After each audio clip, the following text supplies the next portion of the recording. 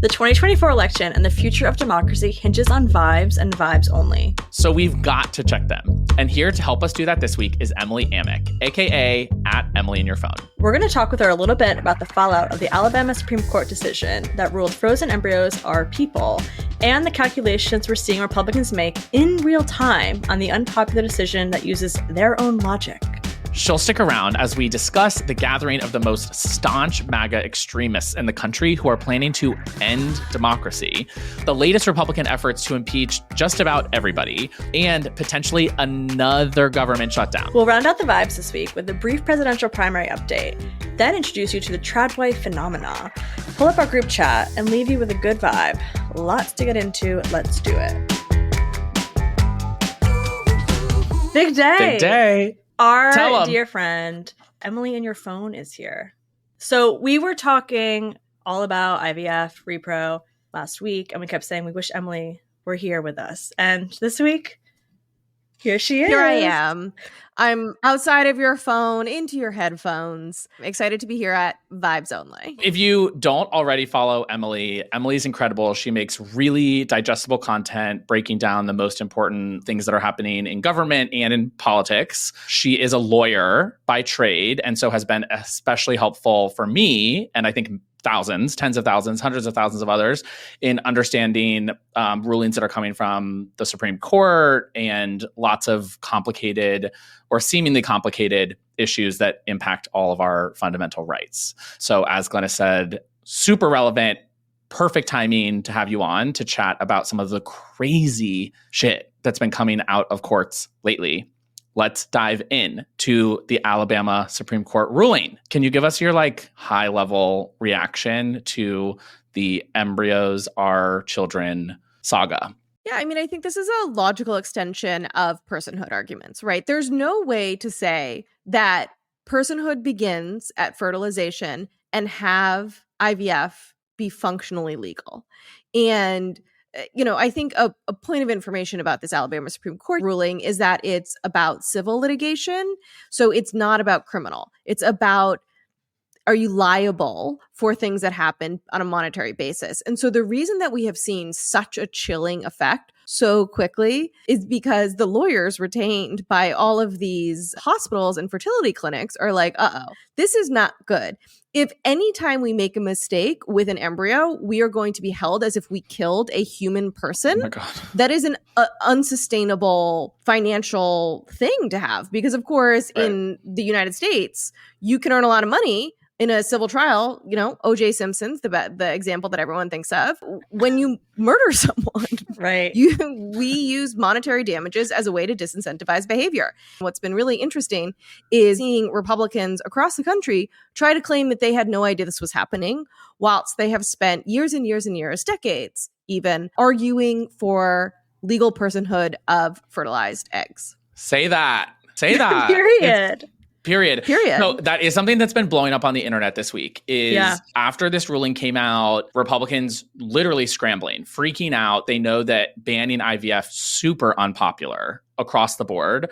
And so they're like, no, we support IVF. But then they're literally co-sponsors of a bill that would ban it. But I'll say it's not unpopular across the board. There are people, right? The anti-choice / pro-life activists are jazzed about this because, of course, you have that activist faction of the Conservative Party who believe in biblical conservatism. Sure. And we saw that reflected in the concurrence from the Alabama Supreme Court Chief Justice. And they are ecstatic about this decision. And they say, yes, an embryo is a baby. And I think one of the most interesting things to see has been to see Nikki Haley try to walk the line because she both tries to insist that an embryo is a baby, but also that we should allow IVF. Well, we have to talk about the Tommy Tuberville clip. Do you have a reaction to the Alabama Supreme Court ruling on the fact that embryos are children? Yeah, I was all for it. We need to have more kids. We need to have an opportunity to do that. And I thought this was the right thing to do. But IVF is used to have more children, and right now IVF services are paused at some of the clinics in Alabama. Aren't you concerned that this could impact people who are trying to have kids? Well, that's for another conversation. They've put baby in a corner. Yeah. Literally. Literally. I think there are a few other angles to this that we've seen this story sort of spiral out into. One that also caught my eye this week is the Missouri law that says that pregnant women can't get divorced. Great. Ladies, Yeah. Any comment? Yeah. You know, obviously the most salient concern about the Missouri law is domestic violence victims who are trapped in abusive situations and cannot escape because their partner has impregnated them. And it's an exceptionally effective tool for an abusive partner to use to trap a woman. You know, it also connects more broadly to something we are seeing across the right, which is this effort to end no-fault divorce, right? And this is something, the Overton window hasn't shifted yet on the issue of divorce in the same way it has shifted on other issues that the conservatives have been pushing for a long time. But this is all some bigger plan that is the war on women. Tell us, I know that you are deeply connected in these spaces and you honestly subject yourself to a lot of this really right-wing rhetoric to see what's happening in their algorithm and in their echo chambers. Can you talk a little bit about what that community looks like online, particularly post-Alabama ruling? Yeah, I love Instagram and I love politics. And for a long time, the only overlap of that Venn diagram was far right-wing conservative influencers, wellness junkies. And so I have been following all of these people for a really long time. And obviously there's huge amounts of money to be made to be a right-wing influencer. And so there's lots of women who are doing it and they're doing it really, really, really well. Excellent communicators. And, you know, as there's a huge portion of them who are pro-life activists, self-described pro-life activists. And you know, what I'm seeing from them is a defense of the position and a defense of the fact that we have to do what it takes to protect these babies. And can you imagine being a mother of children in a cryogenic nursery, which is the parlance of the decision, and someone comes in and ruins them, and we have to protect these mothers. And I'm seeing a lot of that. But, you know, Media Matters reported that Fox News has not been covering this issue. So to a significant degree, what I've seen is they're just focusing on the border. They're not talking about this issue. And they are very, very good at ignoring what they don't want to talk about. I want to dive one level deeper on the Instagram of it all. You've opened up a whole new world to me, and I know a lot of other people, with the trad wives content. Tell us, for those who are less Instagram plugged in or less plugged into conservative spheres of influence, tell us more about what that movement is about, what it looks like, and why it's insidious. Trans wives are really interesting, and they've really the discourse has taken over TikTok, which is always really funny. People have really hit on it. You know, I think in the way the discourse has manifested has really grown, especially over the last couple of weeks and months. But a trad wife is a woman who is in a quote unquote traditional marriage, which means she doesn't work outside of the home, and she's focused on rearing her children, making food, keeping the home, deferring to her husband on all decisions. I saw one trad wife posting about specifically politics, how she loves that she doesn't have to think about it and she can just vote for whomever her husband tells her to vote for. Cool. And, you know, the thing is, choose your own choice, girl, right? If this is what people want to be doing, go for it. But that's not what is happening online. And a lot of the attention has been spent on these massive accounts like Ballerina Farms, who are creating a very, very whitewashed, figurative and literal version of what it means to be a traditional wife. But this is something we have seen coming out of the Christian evangelical homesteader community for a long, long time. And it is this idea of, again, shifting the Overton window away from feminism. It is shifting the Overton window away from women in the workplace, away from sending your children to public schools where they have to be masked and vaxxed, right? Which is terrible for the children. It's about wellness to right-wing pipeline ideology. And it's all wrapped into this conversation. And what has been really interesting to see on TikTok is the reactions from women who are like, I'm a former trad wife. And a lot of these are religious women, right? Mormons who were like, I believed that this was my task. And my husband left me when I was 30, 40, and I have no ability to earn income, and I had to take care of these children, and he gave me nothing, and it really fucking sucked. Or I was a DV victim, and I had no way out because I had no financial security. And it's the same conversation that women and people were having the first time around when we tried to end trad wives and midwifery, and it's a big part though of the conservative Christian biblical ideology that they are trying to push to, again, change the Overton window, shift the cultural norms.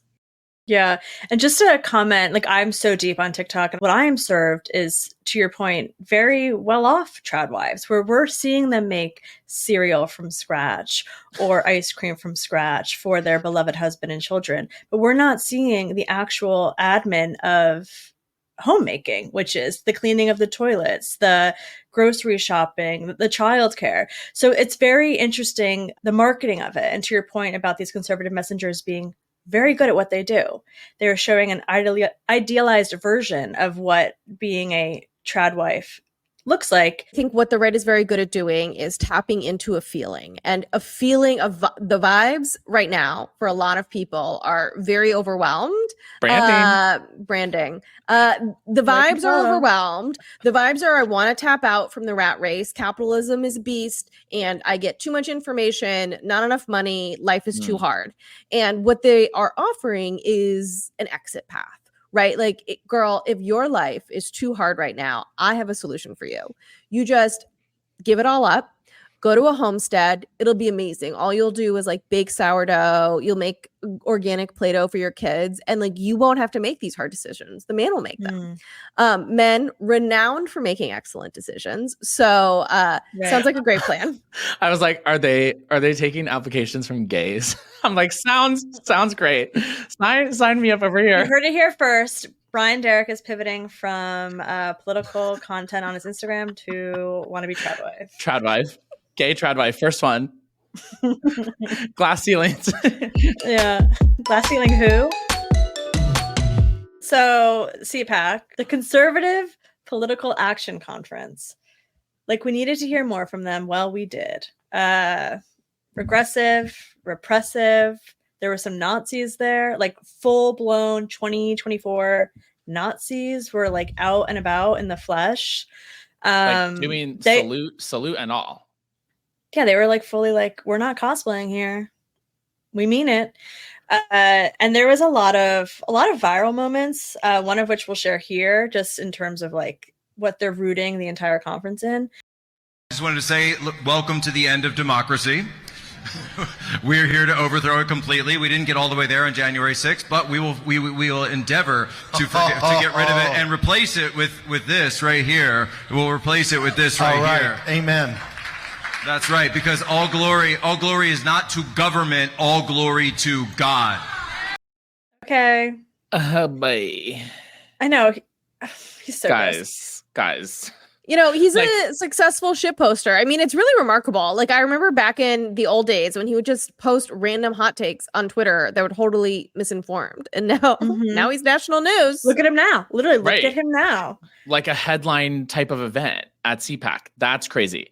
That's an indefensible thing to say under any context in like a political setting. And for our audio only listeners, he's holding up I think it's a rosary or a crucifix, and he's saying, "Was he?" Yeah, that's like. Oh, I thought he was like fisting the world. Like, do you want to retake that? Do you want to retake that? Oh, I guess no. Leave it. Okay, great. He was not doing any kind of salute. He's holding up a crucifix necklace, and so he's saying all glory to a Catholic or Christian evangelical God, not to our democracy, and that their theocracy, their idea of what this Christian, what they believe is like this, what our nation should be, which is a Christian white nationalist nation, is more important than the will of the voters. Like, that's explicitly democracy. What he's saying. Right. Yes.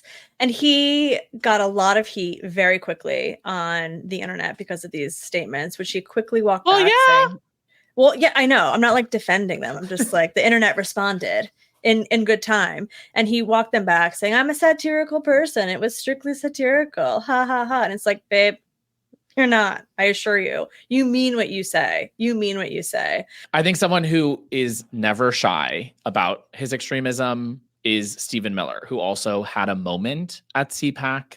A number of states have passed laws saying that you can't have this in the curriculum or you can't have that in the curriculum and you can't teach DEI and so on and so forth. Without exception, I can promise you, all the commies in the classroom changed the name of their lecture, changed one word, changed one little paragraph in the syllabus, and did the exact same damn thing every single day because they're communists and that's what they do. Were they sued? No. Were they arrested if they broke a law and it's applicable? No. Did any DA anywhere, if you're talking about trans issues, think of arresting somebody for abusing children with trans ideology? No. So until we get serious, all the way down to the local DA, all the way up to the state AG, and every office in between, including judges, electing people who have power and will use that power and measure their success by change in the real world, then we aren't going to be able to beat the left. And that's just the honest truth. It's scary that they don't think that they've gone far enough on turning what should be non-partisan offices like judges, like DAs, into more ideological positions and part of the culture war, as he's talking about, like, how do we prosecute people for being trans or for supporting trans people? Like, that's extremely concerning, that from his perspective, someone who's deeply, deeply entrenched and is being floated as a potential attorney general in a second Trump administration. Is he? Yes. The goal is to turn these things into a much more extremely ideological state. It's concerning. Gone are the days of small government. Yeah, right. Remember that? I'm sorry that I have to bring him up, but Donald Trump was at CPAC. So I'm just going to give you some quick highlights. And by highlights, I mean lowlights from his speech. He said that the January 6th insurrectionists have been treated unfairly, calling them, again, this word, hostages. You heard the J6 hostages, didn't you? You heard that. And I will tell you, there's never been in the history of our country a group of people treated the way they've been treated. There's never been anything like it. He also claimed that he himself, Donald Trump, is a political dissident. I stand before you today not only as your past and hopefully future president, but as a proud political dissident. I am a dissident. Criminal. Truly, you're a criminal, buddy. He said suburban women are going to want him back. Suburban women, they're going to love me so much. They're going to say, oh, I wish we had that guy back. Disgusting. And this one was really, to me. November 5th will be our new Liberation Day, but for the liars and cheaters and fraudsters and censors and imposters who have commandeered our government, it will be their judgment day. Their judgment day. Okay. Gross. Whatever, Donald. I hate it. I hate it too. I'm not a liar, a cheater, a fraudster, and censor, and an imposter. Yeah, I feel like he does a terrifyingly good job at pulling in the far, far right, the Nazi arm of the party through events like this. He's great at the dog whistles and dropping the hints and just enough to tell the Nazis that, like, oh no, we're on the same page here. Totally. He's pulling from the Hitler marketing playbook. Emily, it is now the fifth time that we're talking about a potential government shutdown in the last 6 months. It is literally endless. They have no ability to govern without creating illusory leverage, right? Like, wait. What's illusory leverage? I'm gonna need a definition there. They have no way. Like, illusory is not real, right? Like, they've created an illusion of leverage. We're learning today. Illusory. I thought this was a new lever. Loosey goosey. Yeah, I literally thought it was that. Maybe it's sometimes I get snapped at for using legal terms of art, which I'm like, hey, girl, it's not my fault. Like, I've been practicing law for a very long time. Classically trained, absolutely. Classically trained lawyer. This is creating leverage because they have no ability to govern otherwise. And the irony here is, Mike Johnson, Speaker Johnson, created his little laddered plan because it would give them time to come up with solutions. And what have they done with their time? They have walked up again to the end date. They have mere days and there's no clear path to victory. And part of this is because he doesn't have the ability to pass anything in his own chamber, right? Like, you know, the Democrats in the Senate, they can pass shit and he's not passing anything. Totally. There are 4 key constituencies that you need some degree of support from in order to pass these. Senate Republicans, Senate Democrats, House Republicans. And 3 of the 4 are on board and ready to go. And it's just House Republicans that are, as you say, incapable of governing. And we won't get into like the nuances. There is potentially going to be a government shutdown. Maybe it will be averted. Maybe it will not. But I think the through line here, every 4 weeks to 6 weeks that we've had to do this dance, is that the Republican Party, particularly in the House, which is more responsive to the country's mood because there are elections every 2 years instead of 6 for senators, and they're more unhinged. Like, totally. I mean, and I think that's a big part of why, right? Is that we're replacing a huge portion of them every 2 years. There's like a record number of Republicans, particularly moderates, that are leaving, and they're explicitly leaving this November because they're saying, we can't do anything with these people. I can't work with these people. And so what happens, Emily, when a party falls apart in the way that the Republican Party is falling apart in the House when they swing so far to the extreme? Yeah, I mean, the answer to your question is conceivably voters either reward that behavior or don't reward that behavior. And TBD, that's what November 2024 is all about. I think like a great irony here is that if in this upcoming process, what we get as the outcome is 2 more CRs, a deal brokered by Kevin McCarthy, the deal that lost him his speakership, that drops down, the budget by 1%, essentially, which for a lot of House Republicans is a win, but it's not a policy-based win. It would go into effect. And so like the great irony of McCarthy losing his seat over something that's at this point a most viable outcome, because there's no nadir between the 2 groups right now, because what House Republicans are saying they want is so extreme. And part of this is because of our partisan primary system and the fact that a lot of these moderates are also, they're just constantly fearful of getting primaried from the right and getting primaried by a really Christian conservative MAGA type person who sounds more fun, and voters are like, we want to watch that show. And so this is the show that voters vote. You know what I mean? Like, this is the show that Republican voters wanted. Not all of them, some of them. But getting back to the seal of it all, right? Matt Gaetz has learned a lesson, the same lesson that Chaya has learned, which is that, if you do this trick, you are rewarded with headlines and inches and media coverage. And so he's doing it again. And this is how they've learned. This is how they've been governing and how they've been accomplishing things. And the problem is Mike Johnson has no ability, like he has no experience that would lend him to know another way of doing things. Right. And they don't know how to do it. And I think that we can go straight into the other major event that's happening in the House these days is impeachment, because that is the only thing that they seem to be able to agree on, is attacking Democrats. Like they have no ability, as you're saying, to move the ball forward, to pass any kind of policy, any kind of budget that could meaningfully help the country or address our challenges.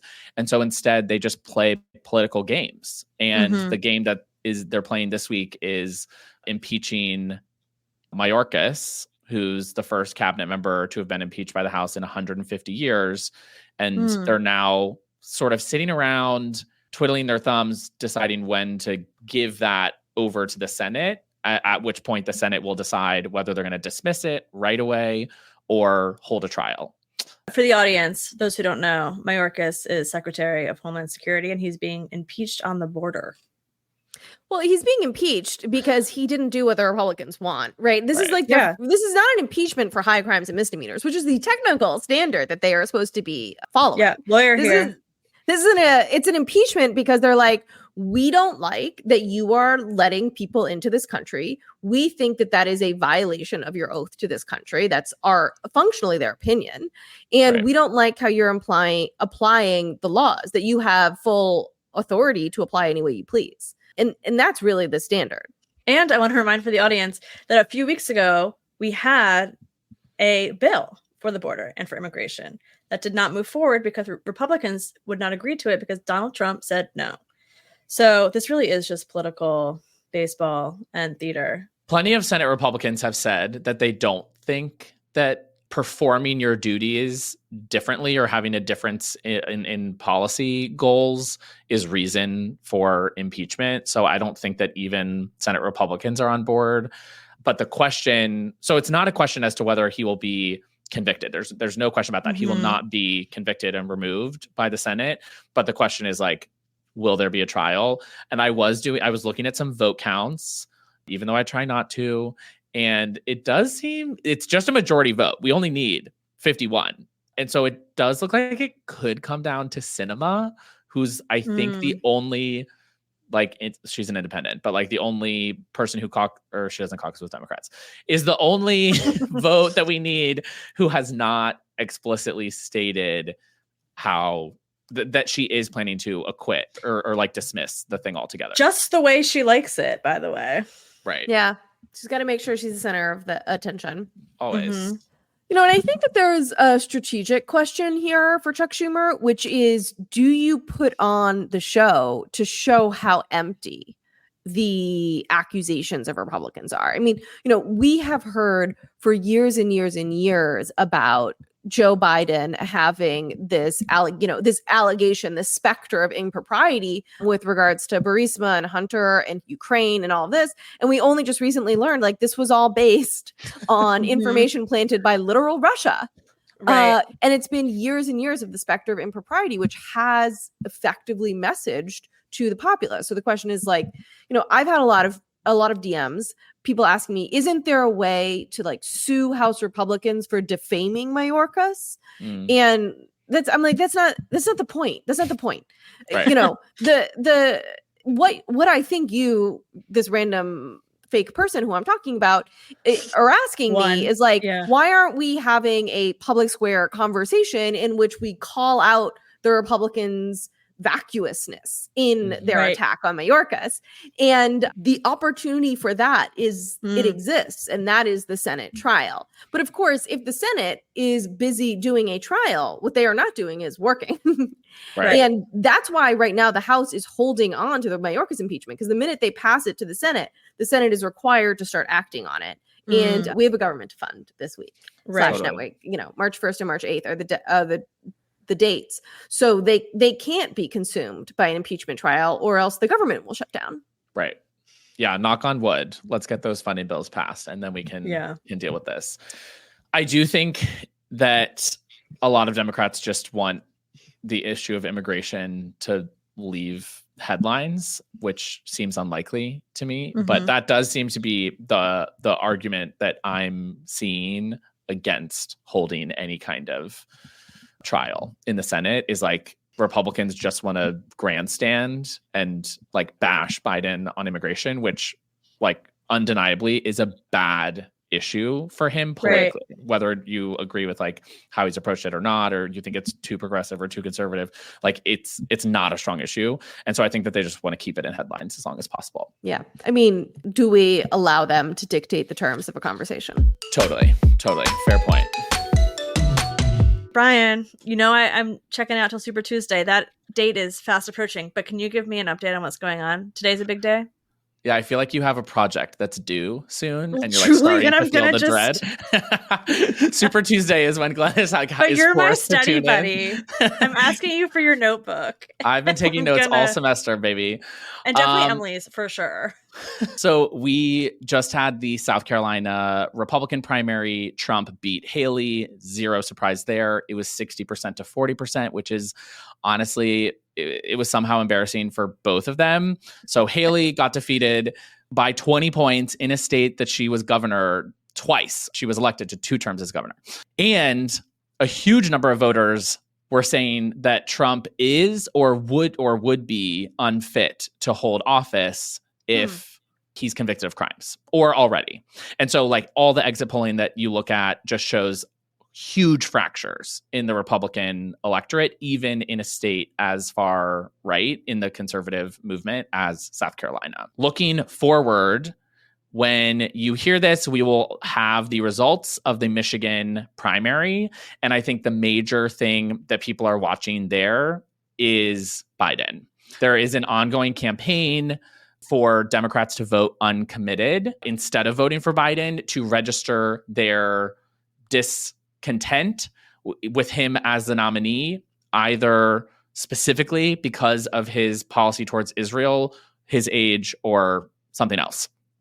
There are normally about 20,000 uncommitted votes in any given primary. And so what we're really watching for is if there's a huge increase in uncommitted votes that could potentially definitely generate headlines, could potentially create more uncertainty or just like add questions to the Democratic primary.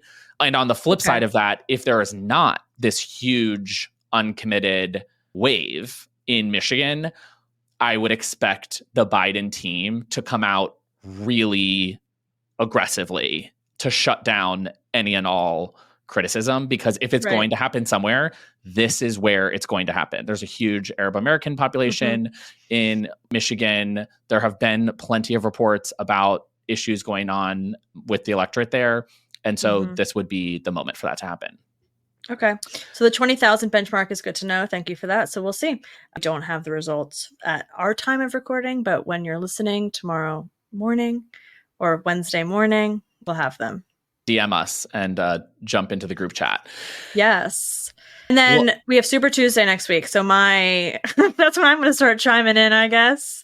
So this is called Super Tuesday because there are a huge bunch of states that have primaries. So we have Alabama, Alaska, which is GOP only, Arkansas, California, Colorado, Iowa, Maine, Massachusetts, Minnesota, North Carolina, Oklahoma, Tennessee, Texas, Utah, Vermont, Go Cats, Virginia, and the U.S. territory of American Samoa. So I'm going to start studying, I guess, and I'll report all those out to you next week. The big takeaway for Super Tuesday, we'll talk about it more next week, is that it's likely the official end of the Republican primary if Haley has only committed to staying in through Super Tuesday. And so she could easily drop out after she loses all of the states that you just listed. Most of them, if not all of them, are winner take all states. I think a majority of them are winner take all states for the Republican primary. And so Trump's delegate number is going to skyrocket. The math will essentially not exist for Haley to win the nomination, and she may drop out, or maybe she'll just stay in to be a thorn in Trump's side. Who knows? Rest is still unwritten, as Natasha Bedingfield once said. Emily, thank you so much for being here with us today. Truly. I learned a lot. Today, I will chalk up today as the start of my trad wife journey. And I will owe that all to you, Emily. I'll start sending you my recipes, Brian, and demand that you cook them. Excellent. I can't wait. Well, okay, if you don't follow Emily Amick, Emily in your phone on Instagram, she is my #1 follow. I'm not just saying that because I'm friends with her. She literally gives me the information I need in a very digestible, approachable way that gives me optimism and hope. Yeah. Thanks Please for coming come find on. me. Happy to be here. Happy to bring the group chat to the public. Yeah, Love Emily's it. in the group chat. Reveal. Reveal. Hi, everybody. That was actually thrilling to have a member of the group chat on the pod. We're going to talk about the group chat without our group chat member. It feels a little bit like the reverse of a 3-way call where you're like, have someone silent listening. We're like, oh, you can go now. And now we're going to talk about the teenage trauma. For Gen Gen Zers, Gen Z, that was, back in the day when we had to use landlines. And like when we would call someone, we'd be like, hi, Mr. Derrick, is Brian home? I'd like to speak with him. And then they'd be like, sure, Glennis, please hold. We'll see if Brian's around. Like how insane that we had to like formally call people's landlines to talk to them. Cosplaying an entire conversation from high school right now is like iconic. Okay, group chat. You said this one. Can you tell me about this? I didn't realize that it was a gay thing, but it's a gay thing. It's totally a gay thing. Okay, so Gemini AI is the Google version of ChatGPT, kind of. And they had to turn it off because it's like secretly gay. Oh my God, it's giving... Don't say gay. Why did they turn it? I do not know, but they have been asking it like, oh, show me a picture of a pope. And it would show like sexy a pope? Black woman as pope. And then they would be like, show me a picture of like an American family. And it was just like gays. So conservatives were shaking. Freaking out, like having a total meltdown because it didn't show the exact image of what they expected right when they were typing these certain prompts in. And I just thought that it was funny. So they're like, obviously still working out the kinks with a bunch of these generative AI things, which is why I'm not overly concerned they're going to end the world this year and save us from the election. But for the time being, I thought that it was just an absolute blast to have AI on our side triggering the conservative snowflakes. Gay rights. And speaking of, I guess it was a pretty gay week in the group chat. Did you see the Nick Offerman clip? I did. I thought it was good. I thought that he was like, everyone shut up. Because, okay, for those who don't know, I found it to be an amazing TV show, The Last of Us, which is based off a video game. So this good. One episode broke my heart. It was beautiful. It felt like a film. And it was Nick Offerman and the guy from The White Lotus. Murray Bartlett. Thank you. And it's a love story. And he won what award? A Spirit Award. And there was a lot of pushback that this love story was a gay love story. When homophobic hate comes my way and says, why did you have to make it a gay story? We say, because you ask questions like that, it's not a gay story, it's a love story, you asshole. It was like these two dudes, and neither one read immediately as like flaming homosexual. Especially, I would say, because Nick Offerman's character was like a doomsdayer, like world ender prepper, which I think in the cultural zeitgeist, one usually assumes is like an alt-right, gun NRA carrying, member of society. And he was that, but then also gay. If you stay ready, you ain't got to get ready. Okay. For the apocalypse. Right. I was inspired by that. I was like, ooh, should I have canned beans? Meanwhile, Glennis literally put a Luna bar in a paper Whole Foods bag by the door, and she's this might go back fully ready. Wait, one more thing. I didn't talk about it in the group chat, but I want to talk about it with you right now. As I watched Oppenheimer. Have you seen it yet? I just saw it for the first time. So I'm a very curious person, and during Oppenheimer, I started Googling if an atomic bomb hit New York City. We're both city people. Like how big would the blast zone be? And what was so funny to me, everyone in New York has Googled that at least once. By the way, it's a fact. They don't even care. Like, it's not about, we're all dead. Any New Yorker, if you're listening to this, just gone. FYI, like there's no, we're dead. All the results are how far outside of New York City does it go? Because everyone's assuming New Yorkers, which is honestly nice that we don't have to worry about what the escape plan is, because there's no escape. There's no escape. My Luna bar in my Whole Foods bag is burnt up in the 10,000 foot flame nuke. All right.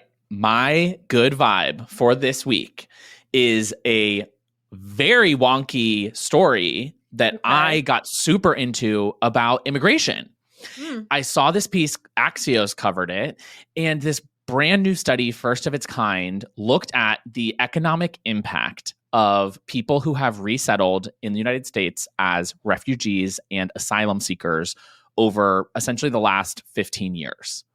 And what they found was that those individuals had a net positive economic impact of over $120 billion to the U.S. economy after you consider the costs of settling them and support services and all of these things, because they were hardworking people who were paying their taxes and contributing to our economy. And as we have always known, America is the land of immigrants. Yeah. And this is such a cool way to show that story in a new way. Especially as people are having so much economic uncertainty and like feeling those vibes, that like, here's a reason for you to have a lot of hope looking forward. And a critical resource for the United States moving forward are our immigrant communities. Those are all the vibes for this week. Thanks again to Emily at Emily and Your Phone for joining us. And thank you for tuning in. We hope you're enjoying the pod. If you want to help us, please share this episode with a friend, family member, or better yet, talk to them about something that you heard on the episode today and tell them where you heard it. If you have any stories that you'd like to hear us talk about next week, please share them with us at vibes@couriernewsroom.com. You can find Courier, Glennis, and I on social media and reach out there. Lastly, if you like to watch your podcasts, you can find Vibes Only on YouTube. We'll be back again next week to keep checking the vibes of American politics, culture, and the state of our democracy. See you then. Vibes Only is a production of Courier, a civic media company that protects and strengthens our democracy through credible, fact-based journalism and seeks to create a more informed, engaged, and representative America. Vibes Only is produced by Devin Maroney with support from Courier's Kyle Tharp, RC DeMezzo, and Daniel Strasburger. Tara McGowan is founder and publisher of Courier.